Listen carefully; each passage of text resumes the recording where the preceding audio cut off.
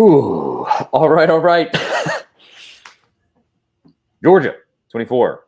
Tennessee, 6 at halftime. Not sure exactly what you want to say after a half like that. Tennessee came in with all the hype and has fallen completely flat. Me and Jonathan Crompton, former Vols quarterback, we're going to talk about all of that here in this big Orange Game Day halftime reaction show as folks start rolling in here. But first, I got to tell you about our great sponsors. Farm Bureau Health Plans. Farm Bureau Health Plans is a corporate sponsor of the Vols. They've been serving Tennesseans for over 75 years. Plan on them for health, dental, and vision. FBHP.com/ATOZ. Omaha Steaks. Visit omahasteaks.com and type promo code VOLS at checkout to fill your freezer with enough gourmet food to keep your cookouts going strong into the fall. That is Omaha Steaks, promo code VOLS. Rattle and Snap Tennessee whiskey from Log Still Distillery. Make your own luck, just like Tennessee's fast-paced Rattle and Snap offense. Oof, it's not working so hot today, but with Rattle and Snap Tennessee whiskey right here behind me if you want to see it. All right. That's extremely ugly. One of the worst halves of football I've seen Josh Heupel coach. Because even last year, the Georgia game in Neyland Stadium, Tennessee had lead after the first quarter, and they kind of gave Georgia the business a little bit and then just ran out of dudes. This one, Georgia's just mashing Tennessee. I mean, they just call it like it is. Tennessee's getting big time. What's the deal, Crompton? What'd you see out there? Oh, well, no, I mean, it's just execution. I'm watching these comments and I'm sitting here going, are we – and people can get mad at me all day long. I keep it real. Just like they said last week. Oh, Crompton's blunt and I love it. Well, I'm going to be blunt. Stop getting off the damn bandwagon already. Jesus Christ. We're 8-0. We lose the game, we go 11-1. We're going to complain about 11-1 already? I mean, I could use some other language, but I'll be very nice right now about it. You know what I'm saying? I mean, damn. Like, 8-0. Well, let's just start. We're down 24-6. Okay, we overthrew one touchdown. We gave a 50-50 ball in the end zone, and they came up with it. That's going to happen. I'm not saying we don't want it to go our way, but stop jumping off the bandwagon going, oh, we're going to lose every game from here on out. Oh, my God. That is an issue with every team when you're undefeated. The target gets bigger on your back. So stop jumping off the bandwagon, right? Bottom line is, yes, they played better than we did. They made more plays than we did, right? That's football. Now we got to come back at 0-0 second half. Our defense, hey, what have we said all year? You're going to pick your poison. Stop the pass or stop the run. Well, we've stopped the run to 80 yards. We just hadn't stopped the pass. They've thrown for 226. That's been our kryptonite all year, right? They just haven't thrown touchdown passes. Stetson Bennett has. This game ain't over. We get ball. We come out and score, right? Make it 24-13. You get a stop. Now you're back in this ball game going, oh, crap, fourth quarter, it's a one-score game, right? So it's not as bad as it seems. It's going to be a tall hill to climb, but to talk about some of the redeemable stuff from that half, and there actually was some. I mean, you were moving the ball, especially on that last drive. I mean, they really were sort of cooking, and then that brutal interception – somebody actually a little super chat here. It said, here's my question though. Here's my question. We'll make it a game in the second half for ND Vols. Well, you say brutal. How nobody wants to throw an interception, but how is it brutal? We gave a 50-50 ball to our coming into this brutal because it was a backbreaker. It was just a backbreaker. But that's what I'm trying to get at. We got to get out of that mindset of, oh my God, it didn't go our way every second of every game, that things are so disastrous. That dude made a play. We gave our best receiver a 50-50 ball. We want to win. But, I mean, damn, we can't go into this mindset of, oh, well, it's always going to go against us. If one play does not go our way, then the world's ending, right? No, that's what I'm trying to get across to everybody. Stop being negative about it and understand we just got to go make a play. Yeah, plays are going to be made. Now we just got to make them. The primary thing that I see here, I mean, and tell me if I'm wrong. I mean, this is really the first time all season that two things have happened. It's the first time all season I think you've played a secondary that legitimately has the physicality to, on a number of plays, keep up. There have been a couple of covered sacks already on Hooker, which has almost never happened this entire season. That's one. And then the road environment. Yeah. But we said what we said. So answer a question to me then. When, outside of one scenario has this road environment been too big? Honestly. And I'm asking everybody, when is this road environment, when is it truly affected us besides that one 3rd and 2 play to go to 3rd and 7? Then our tailback, that was not the road environment. That was just a miscalculation. No. So it goes from 32 to 37. Dude, we play fast. What have we said all year? I said it all the time coming into the season. Heupel said it last year. We can live with false starts because we go fast.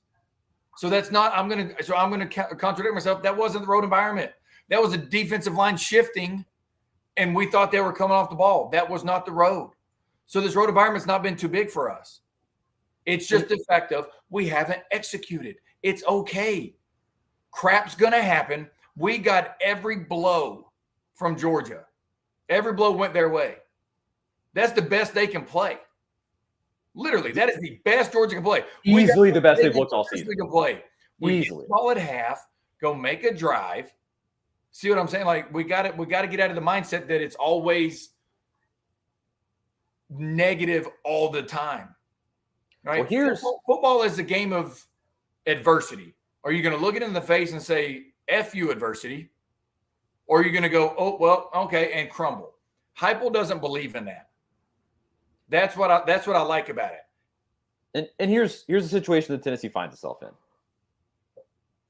You can obviously take this giant roundhouse punch that Georgia has delivered and fold and lose, 31-13 here in the second half, not score much more and just kind of give up the ghost, or show what you're made of. And this Tennessee team to this point has done that. Obviously you look at that Alabama game.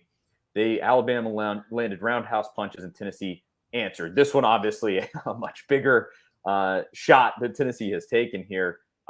It's going to take a phenomenal half of football to win, but this is the gut check. Here it is. You have your opportunity to go and show what you're truly made of here.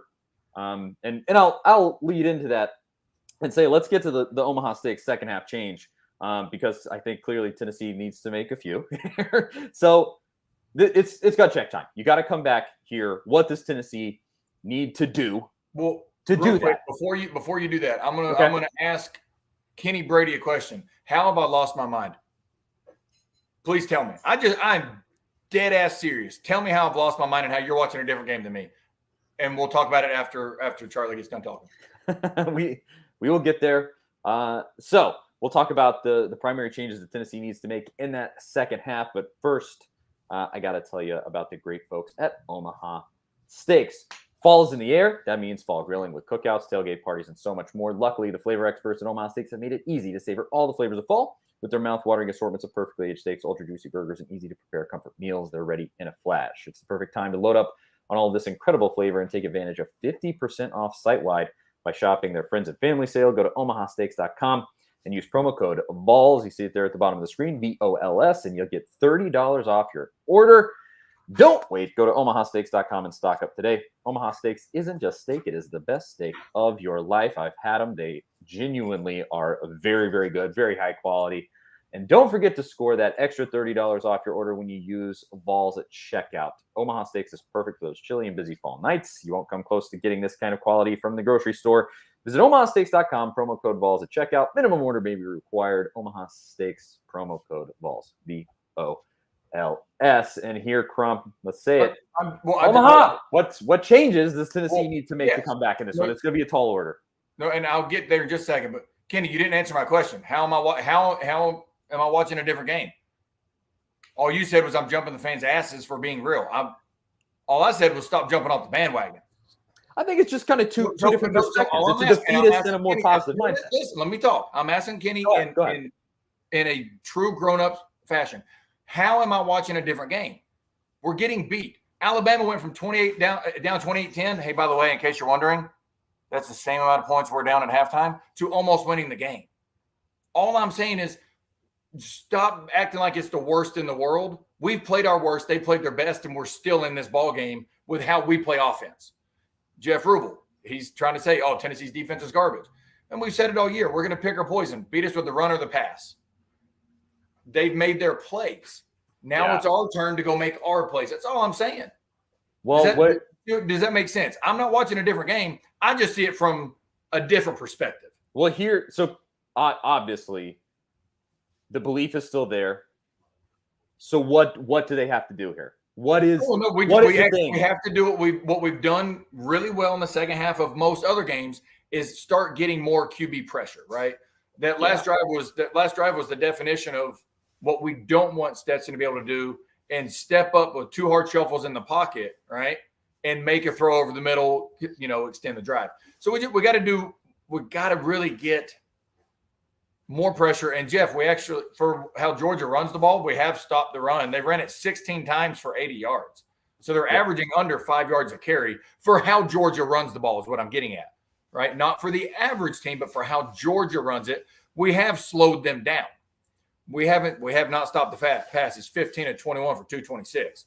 Hey, you're not look. Like but if you notice, they've got a decent amount of those on 3 deep passes. We can't let that happen. I'm 100% with you. I mean, here's the fact to me. I never expected Tennessee's defense to come in here and stonewall Georgia. That was never my expectation before this game. No, I expected our offense to play a little better than it has, and I was predicting this would be a 40-something to 40-something ball game. Yes, that's what I was thinking. I said my final score prediction was 41-38. I was thinking for Tennessee to stay competitive, Georgia's offense is going to get theirs. They just got dudes all over the field. Yeah, they're not as good as last year, maybe, but that tight end out there, that dude's going to start on Sundays for a long time. They've got 3 tight ends that are going to be top 40 picks. It is what it is. You got to score. You got to score. And that's the thing is, I talked about it last week on the post game. The biggest matchup is their tight ends, who are phenomenal on our cover guys, whether it's DBs or linebackers, what package we're in. We have to hold them. We have to have the bend but don't break. We got to hold them to field goals, and we got to score touchdowns. Obviously, we need to hold them to punts, or turnovers. But if they're going to score, it's got to be field goals, not touchdowns, right? That's what I'm saying. Is like, dude, this game ain't over. The way our offense plays, hey, kudos to Kirby. He obviously made a phone call to Uncle Nick over there, right? And said, hey, what did they do to you that we need to do better? Oh, hey, by the way, play super deep and make them throw underneath because they don't want to. And that's what we've had to do. So now we have to find ways to get our playmakers open on certain routes. Okay. And that's the other second half adjustment, is to adjust on how we're running the routes to get Hyatt and Tillman on double moves, set up one-on-one. You have to do something to make those connections work. I mean, that to me, that's the second half change. You have to, because the running game for Tennessee in this game has been as good as I would hope it would be. Like they have moved the ball decently effectively on the ground. I would still like more rushing yards, but once again, I'm a 150 plus guy. Yeah, I don't think at this point where we can't get to 150. I don't think, because we've got to go downfield. Yes. You do. You got to throw the ball in this second half, and that. I mean, for Hooker, I think he was a little deer in headlights in this one. I think you got to call that how it is. He has not been himself. He missed the touchdown throw. A connection there would have been an extremely difficult throw, but he's been making that throw all season. And that one to Hyatt, I was surprised because he had made that the previous 7 games. If we hit that, the momentum's different. But you know what? We didn't. So we have to go in, take a deep breath. And listen, here in this true story, my high school team, we're 10-0, right? First round of the playoffs last night. They go down, drive it down our throat, score. We go down to score. They go score. We have to punt. They go score. It's 21-7. Guess what? You come to the sideline. You call everybody up. You make them take deep breaths. Understand it's football. Next thing you know, it's 45-28. Okay? Football's football. You create a couple turnovers. You stop them, make them punt, go 3 and out. You do what you do, and let the rest take care of itself. So I do look at it this way. The second half last week, Georgia got a similar lead on Florida last week to this. I think it was like 28-3 or something. And Kenny, that wasn't that I played and I'm a coach. It sounds like Kenny doesn't know a damn thing about football.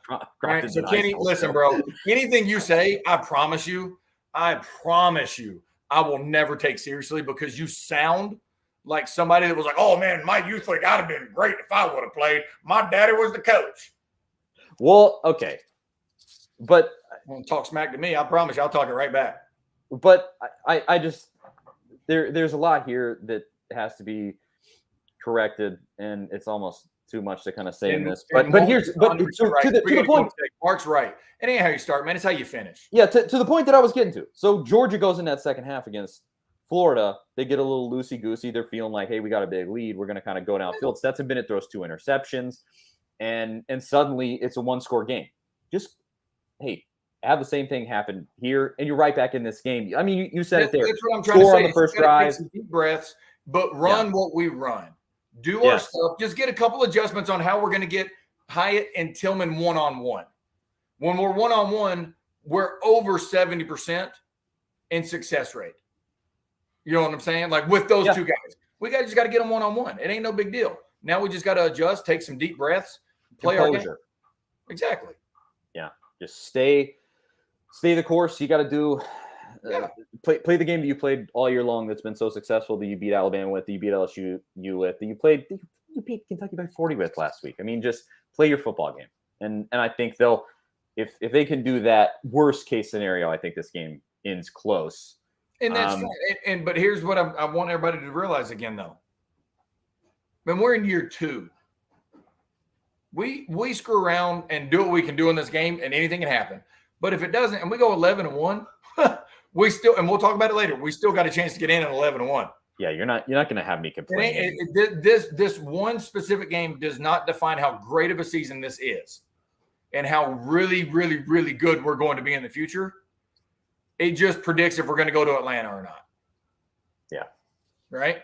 All right. So I think we're coming up on the half close to. It's a commercial, but it should come on right after. Well, so I mean, we pretty much laid it out there. You gotta actually settle in, play your game, and stop making mistakes. And I think we all know what needs to happen here. Can Tennessee actually go out and do it? We'll see. But Crompton and I will be back, win or lose, after this game. Hopefully, we're talking about, again, at worst, a close game, and at best, maybe a Tennessee win. So we'll just have to see. That's it. Charlie Burris, Jonathan Crompton. Come right back to us in this post game, and we'll see all y'all then.